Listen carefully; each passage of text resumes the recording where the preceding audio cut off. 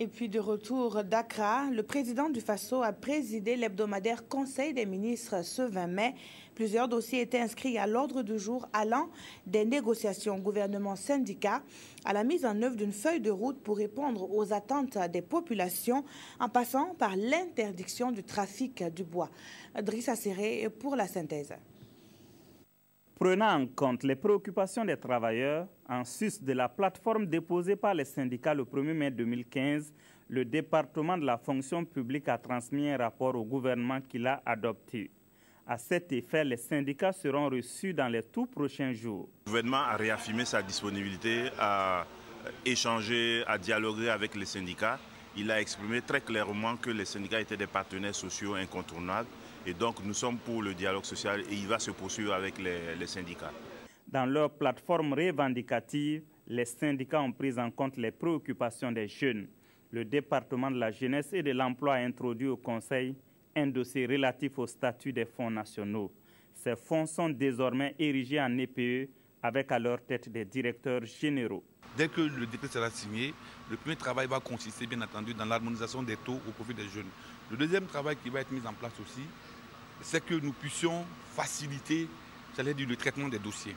Il n'est plus question qu'un jeune qui dépose un dossier puisse attendre de 3 mois sans avoir de réponse. Il a aussi été proposé d'adopter le statut du centre de formation professionnelle de Ouagadougou. Le secteur agricole est un secteur qui peut employer le plus grand nombre de jeunes. Le ministère de l'Agriculture a introduit au Conseil 2 dossiers. Le premier est relatif à la réouverture de 174 boutiques témoins sur l'ensemble du territoire national et le second au lancement de la campagne humide 2015-2016. Nous voulons profiter également de lancer un projet que nous avons qu'on appelle le projet Nertamba. Vous savez qu'il y avait un projet PDRD qui était à Yako, qui a quand même mis un bon bout de temps. Et puis il y avait le projet Picofa à Fada.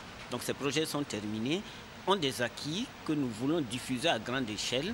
Et c'est pour ça que ces deux projets ont été mis ensemble, que nous disons projet Nertamba.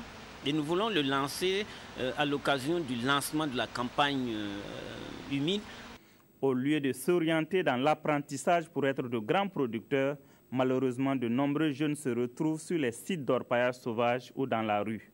Le ministère de l'Action sociale et de la Solidarité nationale a introduit une feuille de route pour obtenir l'accompagnement du gouvernement et des partenaires dans la prise en charge de ces groupes vulnérables. Quand on se réfère à la prise en charge des enfants travaillant sur les sites d'orpaillage, là c'est un autre problème.